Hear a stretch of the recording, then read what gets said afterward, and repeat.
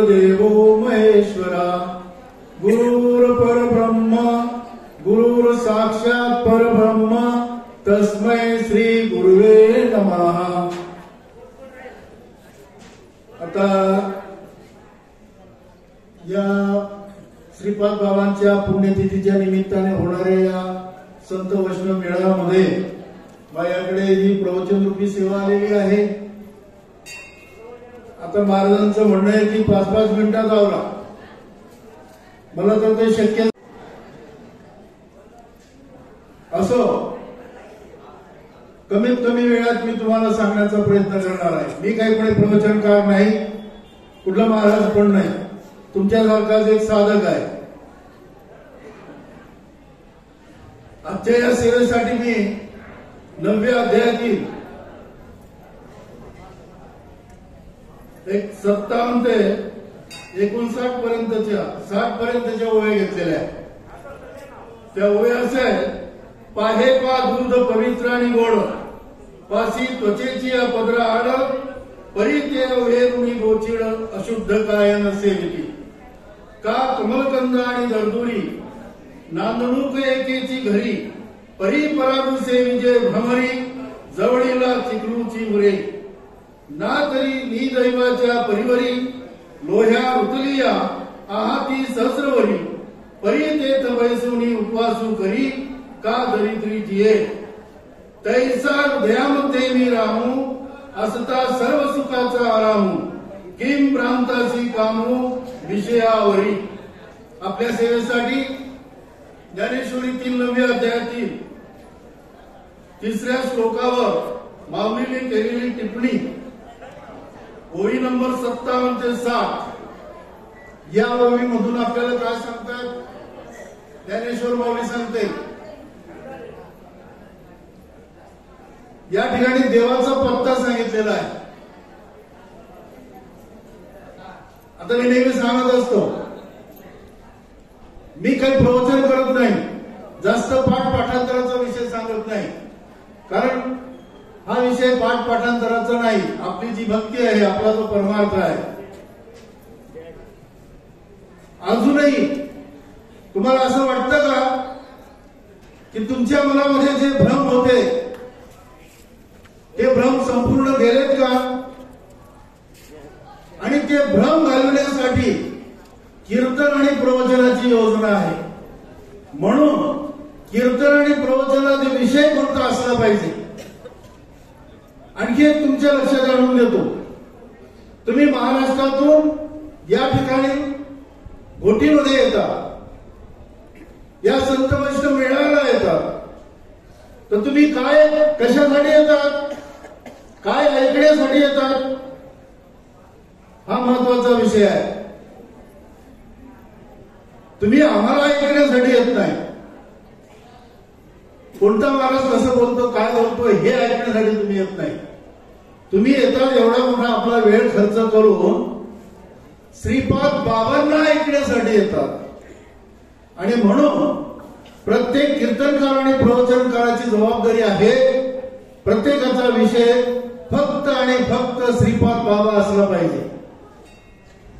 आता बऱ्याच जणांची प्रवचन झाली, काल कीर्तनही झाले। मधुभाऊ माझ्याकडे काही दिवसापूर्वी येऊन गेले, पत्रिकेचं अवलोकन केलं, निरीक्षण केलं आणि मधुभाऊंशी मी चर्चा केली। मधुभाऊंनी सांगितलं की सर हे तुम्ही जाहीरप्रमाणे सांगा। मधुभाऊंना सुद्धा मी विनंती करून सांगेल, इथे उपाध्यक्ष नाना पाटील बसलेले आहेत, हिम्मत महाराज ट्रस्टी आहेत, मी सुद्धा ट्रस्टी होतो, परंतु मी आता राजीनामा दिलेला आहे, कारण माझ्या वयानुसार मला येणं जाणं शक्य नाही। तर या ठिकाणी माझ्यासारख्या नवख्याला प्रवचन किंवा कीर्तन देण्यापेक्षा ज्यांनी श्रीपाद बाबांना अनुभवलेलं आहे, ज्यांनी श्रीपाद बाबांना पाहिलेलं आहे, ज्यांची निष्ठा श्रीपाद बाबांवर आहे, फक्त श्रीपाद बाबांचा परमार्थ सांगण्यासाठी कीर्तनकार आणि प्रवचनकारांची योजना असली पाहिजे. नवीन साधकाला संधी नाही मिळाली तरी चालेल. माझं आवर्जून सांगणं आहे, आपण ज्या भागातून येतो, आपण ज्या भागात राहतो त्या भागात वैष्णव मेळावे होतात. जर तुम्हाला आम्हाला कीर्तन प्रवचन करण्याची हौस असेल तर आधी त्या भागातल्या संत वैष्णव मेळाव्यामध्ये आपण गेलो पाहिजे आणि त्या ठिकाणी प्रवचनाची कीर्तनाची प्रॅक्टिस केली पाहिजे. तुम्हाला सांगायला अभिमान वाटेल मला, माझं गाव शिरसमणी आहे, महाराष्ट्रात नावाजलेलं गाव आहे, श्रीपाद बाबांचं लाडकं गाव. श्रीपाद बाबांचा मला 7 ते 8 वर्ष सहवास लाभलेला आहे. बाबांच्या सोबत मी फिरलेलो आहे.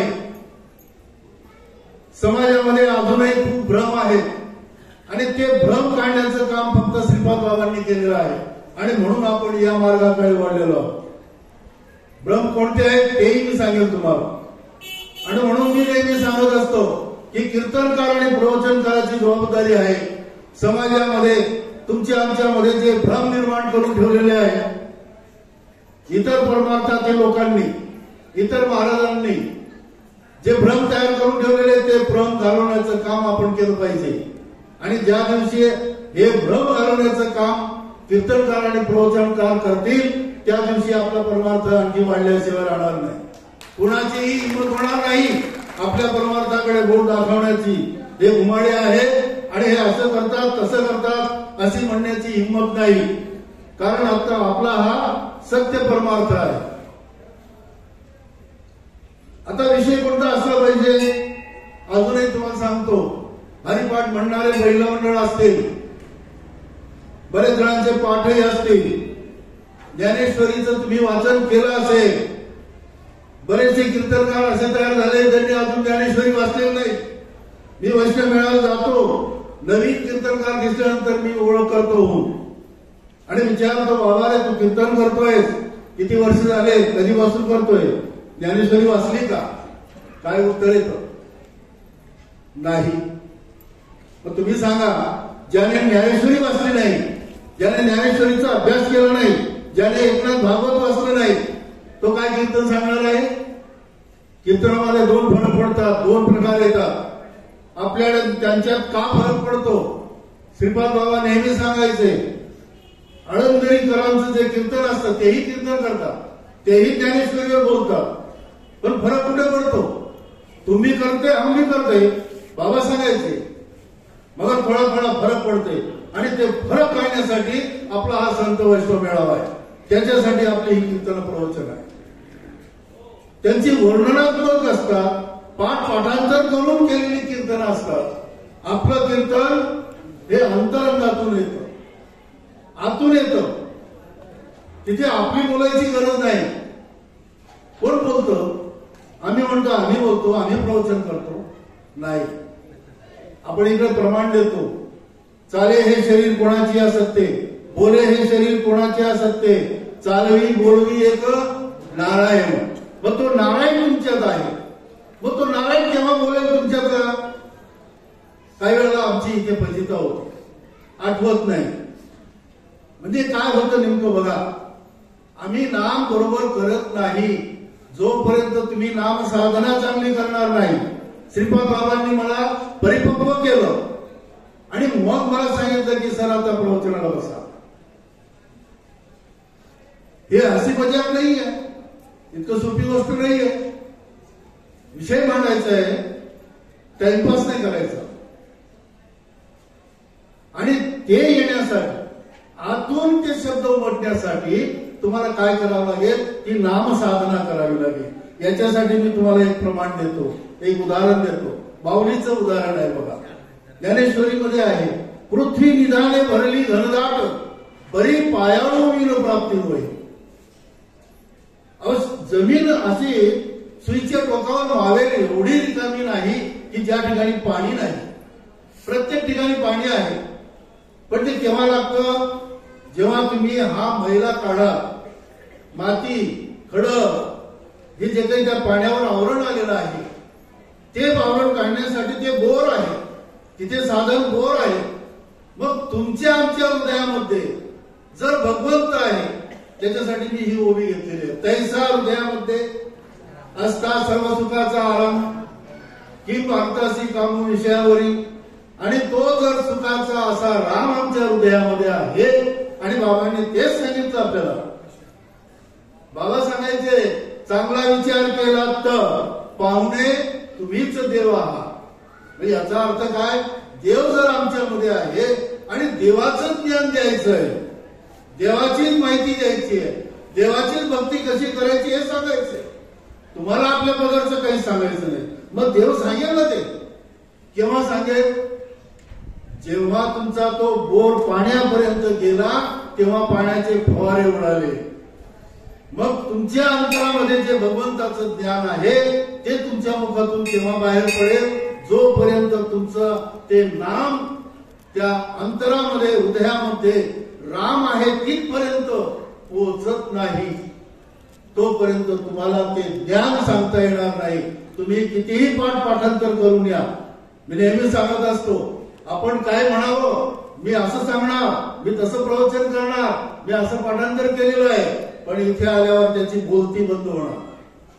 हे लक्षात घ्या. कारण काय, तो म्हणतो की मी करणार. अरे तू कोण करणार? श्रीपाद बाबा करणार आहे. जे काही मी बोलणार आहे ते श्रीपाद बाबा बोलणार आहे. तुम्हाला खोटं नाही सांगत, मला परमार्थाचा गंधवास अजिबात नव्हता. माझं गाव घडवलंय, शिरसमणी गावाचा ढंका वाजतोय महाराष्ट्रात. आता इथे एका मुलाने प्रवचन केलं, काय सांगितलं, बाबा व्यतिरिक्त त्याने काही सांगितलं नाही. आणि काही काय करतात, आता मी माझे सुद्धा माझं एक प्रवचन झालं, तिथे मी सांगितलं मेळाव्यामध्ये, हे तुकाराम आणि ज्ञानेश्वर सांगायची गरजच नाही हो समाजाला. असा कोणता माणूस आहे की त्याला तुकाराम माहिती नाही? असं कोणता माणूस आहे की त्याला ज्ञानेश्वर माऊली माहिती नाही, त्यांचे अभंग माहिती नाही? पण कोण माहिती नाही समाजाला? श्रीपाद बाबा माहिती नाही. म्हणून श्रीपाद बाबांचं कार्य, श्रीपाद बाबांचंच तत्व तुम्हाला समाजापुढे मांडायचं आहे. म्हणून कीर्तन असो का प्रवचन असो, अजून बघा तुमचा आमचा गैरसमज, भ्रम कसा आहे बघा. देव, तुम्हाला वाटतंय का परिपूर्ण देव समजलाय तुम्हाला? अजून सगुण आणि निर्गुण याच्यामध्ये भेद चाललेला आहे. आम्ही अजून सगुणात अडकलेलो आहे आणि बाबांनी आपल्याला निर्गुणात नेलेलं आहे. बाबा सगुण रूपाने गेले पण निर्गुण रूपाने तुमच्या आमच्या मध्येच आहे. बघा देव, अजून देव समजला नाही. दुसरा परमार्थ, भक्ती. भक्ती कोणाला म्हणतात, परमार्थ कोणाला म्हणतात, या गोष्टी अजून आम्हाला समजलेल्या नाही.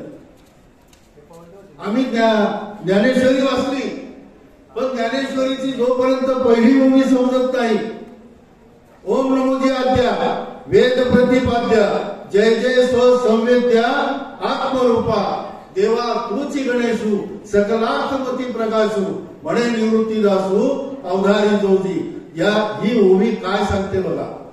आणि जोपर्यंत तुम्हाला ही पहिली ओवी कळत नाही तोपर्यंत पुढची ज्ञानेश्वरी अजिबात कळणार नाही. पाठ होईल, पाठांतर होईल. हरिपाठ तुम्ही गावोगाव हरिपाठ चालू आहे. मी हरिपाठाचं उदाहरण नेहमी सांगत असतो, कारण तुमच्या लक्षात यावं म्हणून. हरिपाठाची पहिली ओवी आहे. माझं पाठांतर नाही, पण माझी माऊली मला सांगायला लागते, हरिमुखे म्हणा, हरिमुखे म्हणा, पुण्याची गणना कोण करी. पहिली ओवी काय सांगितली, देवाचे द्वारी उभा क्षणवरी. बघा आमचा भ्रम सांगतोय मी. देवाचे द्वारी उभा क्षणवरी मराठी आहे. काय सांगितलं, देवाचे द्वारी. किती जणांना कळलं देवाचे द्वारी? तुम्ही म्हणाल वा आम्ही तर शिकलेलो आहोत. कोणी म्हणाल मी BA आहे, MA आहे, मग काय आम्हाला याचा अर्थ कळणार नाही का? देवाचे द्वारे उभा क्षणवरी तेणे मुक्तीचारी साधी आल्या. इतकं सोपं आहे का? लगेच चारी मुक्ती साध्य होतील तुम्हाला? देवाचे द्वारे सांगितलेलं आहे. बाबांचा याच्यावर फार जोर होता आणि म्हणून मी नेहमी तेच सांगत असतो. देवाचे द्वारे उभा क्षणवरी किती सांगितलंय? एक क्षणवर. पुढे सांगितलंय बरं देवाचे द्वारी काय म्हणता तुम्ही? देवाचं दार. देवाचे द्वारी म्हणजे काय अर्थ काढला? आळंदीकरांनी तोच अर्थ काढलेला आहे, पण श्रीपाद बाबांनी तो अर्थ काढलेला नाही. देवाचे द्वारी म्हणजे देवाचं द्वार नाही. देवाचे द्वारी म्हणजे देवाचे मार्फत. देवाचे मार्फत उभा क्षणभरी तो अवस्थेचा प्रकार. ज्या वेळेला तुम्ही नाम साधना करता, नाम साधनेने तुम्हाला अवस्था प्राप्त होते. अवस्था केव्हा प्राप्त होते? जेव्हा तुम्हाला देहाचा विसर पडतो. जोपर्यंत तुम्ही देहभानावर आहात तोपर्यंत अवस्थाच नाही. आणि ज्यावेळेला तुम्ही देहभान विसरता तेव्हा ती अवस्था प्राप्त होते. आणि त्यावेळेला जो क्षण साध्य केला जातो त्याला देवाचे द्वारे उभा क्षणभरी म्हणतात. महाराज अजून 2 मिनिटं मी घेणार, 5 मिनिटं घेणार, कारण तुम्हाला एक महत्वाचं सांगून जाणार आहे. ते सांगितल्यानंतर मी माझी सेवा आटोपती घेणार. म्हणून मी तुम्हाला सांगतो, मला 5-10 मिनिटांसाठी बोलवतच नका जाऊ. मी त्याचा भुकेला नाही, मानाचा भुकेला नाही. मला समाज समोर पाहिल्यानंतर माझा समाज त्यांच्या ज्या काही भ्रम आहेत, त्यांच्या ज्या काही न समजणाऱ्या गोष्टी आहेत ते समजावून सांगणं माझं कर्तव्य आहे. माझा श्रीपाद बाबांचा निरोप मला द्यायचा असतो. 33 वर्षाचं गाव आहे माझं. माझं एवढं तेवढं गाव नाही. महाराष्ट्रात 1 नंबरची मूर्ती माझ्या गावात आहे. महाराष्ट्रात 1 नंबरचं मंदिर माझ्या गावात आहे बाबांचं. आणि रात्रंदिवस एक दिवस खडा नाही की त्या दिवशी पोथी वाचन होत नाही. पोथी म्हणजे त्या पोथ्याने, बाबांनी कधी पोथ्या सांगितलं नाही. ग्रंथ, ज्ञानेश्वरी, एकनाथ भागवत, दासबोध, 2 मंदिर आहेत, विठ्ठल मंदिर आणि बाबांचं मंदिर, दोन्ही ठिकाणी चालू असतं. तेव्हा पुढे जे गाव घडतं, तेव्हा समाज घडतो. इतकं सोपं नाही आपला परमार्थ. पाहायला गेलं तर खूप सोपा आणि करायला गेलं तर खूप अवघड आहे. आता तुम्हाला एक सांगतो, हरिपाठ तुमचं पाठ आहे, पण समजून घ्या. समजल्यानंतर खरी मजा आहे. अजून आम्हाला देव कळत नाही, तो निर्गुण आहे का सगुण आहे, परमार्थ कळत नाही. जी आमची देवपूजा चाललेली घरामध्ये दारामध्ये त्याला आम्ही परमार्थ म्हणतोय. परमार्थ ते नाही. जे नामस्मरण आपण करतोय त्याला परमार्थ म्हणतात. जे नामस्मरण आपण करतोय त्याला भक्ती म्हणतो आपण. देवाचे द्वारी उभा क्षणभरी तेने मुक्ती जारी साधिल्या. बघा कसं आहे, देवाची ओळख करून घ्यायची, देवाच्या मार्फत जायचंय. एक सूचना आहे, महिला मंडळी कृपया विनंती, पाठीमागे जरा आहे ना, आज सकाळी स्वयंपाक करताना गॅसचे नळे फाटल्यामुळं जरा 1-2 जणांना त्रास झाला. त्या कारागीर मंडळीच्या 2-1 महिलांना पण थोडी वाफ लागलेली. तर काही मंडळीला विनंती, ताई मंडळीला की पाठीमागे जर तुम्ही त्या बट्टे कापायला, भाजीचे बटाटे कापायला जर गेले तर बरं होईल. काही आपल्या पौरुपालीच्या ताई मंडळीला विनंती राहील विशेष, मंगळूरच्या ताई मंडळी, त्याच्यानंतर सिरियस मंदिरच्या ताई मंडळी, त्या पाठीमागे थोडी मदत करू लागत. कारण आतापर्यंत पंगत सुरू झाली असती, पण सकाळी अचानक काय गॅसचे नळे फाटल्यामुळं थोडा त्रास झालाय. एक कारागीरला पण थोडं वाफ लागलेली आहे. तर कृपया विनंती, थोडं आपल्या आजचे दिवस म्हणजे एकदम मोठी पंगत बसली असं चालत नाही. आपण 12:30 म्हणजे 12:30ला कीर्तन सुरू होईल. तर त्याच्या अगोदर काही न करता, कारण सकाळी प्रत्येकाने लाडू खाल्लेले ना, बांधून आणलेली, नाश्ता बिष्टा झालेला आहे. तर आजच्या दिवशी तर जेवण महत्वाचं नसतं. आपण कीर्तनानंतर समजा प्रवचन चालू असतानाही जेवण करू शकतो. 2-2, 4-4 जण मिळून पण जाऊन करू शकतो. तो स्वयंपाकाला अर्धा तास जवळजवळ कारागीर बोलले वेळ लागेल. तर काही ताई म्हणजे बटाटे बाकीचे जे येईल आपल्याला ते काम करू लागा तिकडं. कारण त्यांना सकाळी आतापर्यंत 11-11:30 पर्यंत रेडी झालं असतं, पण अचानक गॅसची नळी फाटली आणि त्याच्यामुळे प्रॉब्लेम झालेले. तर विनंती आहे, गडबड करता प्रत्येकाने जायचे इथं प्रवचनामध्ये आणि लगेच इथं कीर्तन चालू होईल. बाकीचे मंडळी 2-2, 4-4 आपण एकदम सगळे जेवायला गेले पाहिजे असं काही नाही.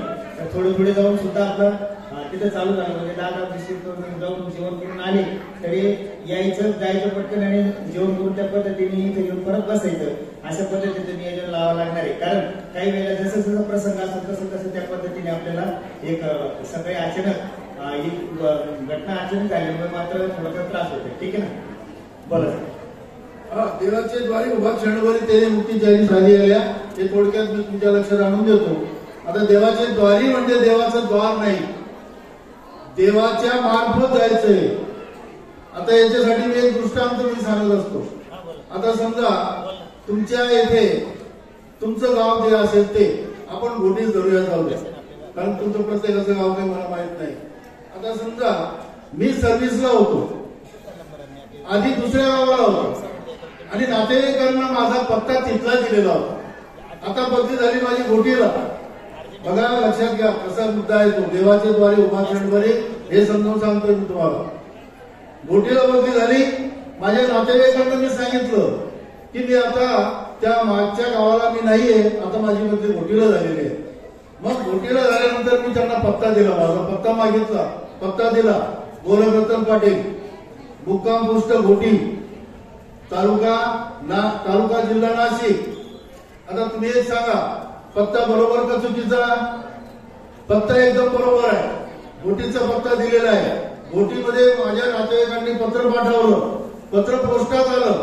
पोस्टात आल्यानंतर पोस्टमन काय करतो, त्याच्या गावातल्या सर्व लोकांची माहिती त्याला असते, त्यांचे नावं माहिती असतात, कोण कोणत्या गल्लीत राहतो ते माहित असतं. सर्व पत्र तो त्या गल्लीवर लावतो आणि माझंही पत्र त्याच्यात तो ठेवतो.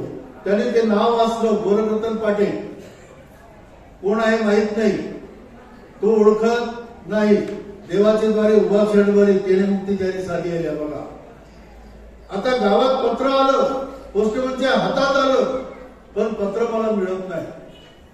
कारण तो विचारात पडतो की या नावाची व्यक्तीच माझ्या गावात नाही, मी कधी पाहिलंच नाही. तसं देव आम्ही कधी पाहिलाच नाही, देवाचा अनुभव कधी आम्ही घेतलाच नाही, तर देवाला ओळखणार कसं काय? देवाच्या द्वारे उभा क्षणभरी त्याने मुक्तीचारी साधी आल्या. आणि मग ते पत्र 8 दिवस झाले, 15 दिवस झाले पोस्टातच पडलेलं आहे. तो विचार करतो, याला विचारतो, त्याला विचारतो. आयुष्य गेलं ना हो, माळा घातली, पंढरपूरच्या वाऱ्या गेल्या, पण देवाची गाठ भेटत झाली नाही का? म्हणजे चुकलं, कुठेतरी चुकलंय आणि ते चूक दुरुस्ती करण्याचं काम आपल्या महात्म्याने केलेलं आहे. श्रीपाद बाबांनी तेच काम केलं, काही जास्त केलेलं नाही. पाण्यावर शेवाळ आलेलं आहे, तहान लागली आहे, दुसरी नीर खोदायची नाहीये, फक्त बाबा सांगायचे 2 हात असे करा आणि शेवाळ बाजूला करा, अमृतासारखं पाणी तयार आहे. इतकं सोपा परमार्थ करून सांगितला. आणि मग त्या ठिकाणी पत्ता दुरुस्ती केली. मग काय केलं, गोरखरत्न पाटील आणि अविनाश हांडे यांच्या घरात, पुढे काय केलं, अविनाश हांडे यांच्या घरात मुक्काम पोस्ट घोटी, तालुका जिल्हा नाशिक. पत्र आलं पोस्टमनच्या हातात. पोस्टमन मला ओळखत नाही, पण पोस्टमन कोणाला ओळखतो, अविनाश हांडेंना. किती वेळ लागेल पत्र यायला? लगेच. तसं देवाचे द्वारे उभा क्षणभरी त्याने मुक्तीचारी साधी आल्या, असं महात्म्याच्या मार्फत, देवाच्या मार्फत, म्हणजे नामाच्या मार्फत. कारण नाम हाच देव आहे आणि त्या नामाच्या मार्फत जर तुम्ही त्याच्याकडे गेलात तर तुम्हाला त्या चारी मुक्ती साध्य होणार आहे. इतकं सोपं नाही. नाहीतर मग आमचं काय, प्रत्येक गावाच्या बाहेर मारुतीचं मंदिर आहे. खेड्याचा विषय मी सांगत असतो. आम्हाला कुठेतरी शेतात जायचं असतं, काही जायचं असतं आणि तो शेतकरी काय करतो, मग क्षणभर सांगितलेलं ऐकलेलं असतं त्याने कीर्तनामध्ये, एक क्षण गणित, आणि मग डोक्यावर काहीतरी पाठी असते त्याच्या, शेतात चाललाय, अर्धवट डोळे काढतो आणि क्षणभर असं करतो. झालं ना. मग देवाचे द्वारे उभं क्षण. देवाचे द्वारी म्हटले ना, द्वारीचा अर्थ काय काढला, दार. द्वारीचा अर्थ दार नाही, द्वारी म्हणजे मार्फत, व्हाया. हे बाबांनी आम्हाला प्रवचनातून सांगितलं, कीर्तनातून सांगितलं, तेव्हा तो विषय कुठे आम्हाला कळला. नाहीतर आम्ही स्वतः म्हणत होतो मी BA आहे, मी मुलांना शिकवतो, मी हायस्कूल टीचर आहे, मला काय बाकीची माहिती करून घ्यायची गरज आहे, मला काय गुरु करायची गरज आहे. पण गुरु करायची गरज का आहे, तर आपलीच ओळख आपल्याला करून घ्यायची आहे. बाबा काय सांगतायत, सद्गुरू काय सांगतायत, मी तू हा विचार की शोधावा गोविंद माधव याच देही. या देहामध्ये आपल्याला शोधायला सांगितलेलं आहे. पण आमचं चालू आहे वारकरी, काय वारी करायला सांगितली का? बाबांनी कधी सांगितली वारी करायला? कधीच सांगितलं नाही पायी पंढरपूरला जा असं. पण मी एक केलं, माझी सर्व्हिस ज्यावेळेला संपली आणि असं लोकांच्या तोंडून ऐकलेलं होतं वडीलधाऱ्या माणसांकडून. मला भक्तीचं काही ज्ञान वगैरे काही नव्हतं, हायस्कूलमध्ये जरी शिक्षक होतो तरी. पण एक होतं की पंढरपूरला लोक पायी जातात म्हणून आपणही एक वेळाचा, कारण तुकाराम महाराजांचा मी अभंग वाचलेला होता आणि तो आत्मसात केलेला होता. जरी सुखा लागे करीशी तळमळ, तरी एक वेळ जाय पंढरीसी. किती वेळा जायला सांगितलं? अजून सांगतो भ्रम. मी दुसरं काहीच करत नाही, भ्रम काढायचं काम करतो. तुमचा भ्रम निघाला की तुम्ही शहाणे झाले. बाकीचं तुम्हाला वाचायची पण गरज नाही. बघा काय सांगितलं, एक वेळ जाय पंढरीस. मग काय होशील तू? अवघाचे सुखी होशील. मग पंढरीला जायला सांगितलं का पंढरपूरला? विषय लक्षात घ्या, पंढरीला. म्हणून साधू संतांनी आपल्यासाठी सोय करून ठेवली आहे. आत्मा हा आणि काया ही पंढरी का पंढरपूर शब्दामध्ये अर्थ बघा कसा आहे. ते पंढरपूर आहे, ही पंढरी आहे. आणि मग इथे जायला सांगितलं. मग आता याच्यासाठी आता महाराज इकडे तिकडे फिर्या आणताय. महाराजांसाठी सुद्धा आहे, तुमच्यासाठी सुद्धा आहे. आपला परमार्थ कसा सत्य आहे, कसा अगदी कुणालाही न घाबरणारा आहे, छाती ठोकपणे सांगणारा परमार्थ आपला आहे. ज्ञानेश्वरी मधला 9वा अध्याय 2रा श्लोक घ्या. त्याच्यावर थोडं 2 मिनिटं बोलतो आणि माझी सेवा आटोपती घेतो. काय सांगितलंय भगवंताने? आपल्यालाही तेच सांगितलंय महाराजांनी, आपल्या श्रीपाद बाबांनी तेच सांगितलं जे भगवंताने, कृष्ण भगवंताने अर्जुनाला कुरुक्षेत्रामध्ये सांगितलं. काय सांगितलं? हे अर्जुना, तुला जर माझं स्वरूप ओळखायचं असेल, तुला जर माझी ओळख करून घ्यायची असेल, तर तुला काय करावं लागेल? इकडे बाबाही तेच सांगायचे, तुम्हाला जर भगवंत पाहायचा असेल, भगवंताचा अनुभव घ्यायचा असेल, जर तुम्हाला परमार्थ करायचा असेल, भक्ती करायचा असेल, तर तो विषय समजून घ्यावा लागेल. कोणता विषय? जो भगवंताने सांगितला तोच विषय बाबांनी आपल्या पुढे मांडला आणि तोच विषय आपल्याला समाजात सांगायचा आहे. कोणाची ताकद नाही तुम्हाला अडवायची. मी विशेष करून कीर्तनकारांना सांगतो, तुम्ही सत्यात जा, तुम्ही कुठेही जा, तुम्हाला मोकळीक आहे. तुम्ही सांगतात ना, आम्ही धाण्या वाघाचे. कोणाचे? श्रीपाद बाबांना काय म्हणतात कीर्तनकार? धाण्या वाघ आमचा. आणि तुम्ही कोण? वाघाचे बछडे. मग सत्यामध्ये जातात आणि शेळी सारखं वागतात. काय गरज आहे तुम्हाला घाबरायची? आपला विषय मांडा, आपल्या बाबाचं नाव घ्या. ते लोक त्यांच्या तुमचं नाव घेतात, तुम्ही सत्यामध्ये जाऊन बाबाचं नाव घेत नाही. लाज वाटते आम्हाला, आहे की नाही? तुम्ही पाहिलं असेल, तुमच्या गावामध्ये सत्या होत असतील. माझ्या गावात सत्या होऊ देत नाही. माझ्या गावात फक्त बाबांनी सांगितलं वैष्णव मेळावा 3 दिवस, 33 वर्ष झाले. जबरदस्त वैष्णव मेळावा आहे. आज सर्व गावामध्ये एकच परमार्थ आहे.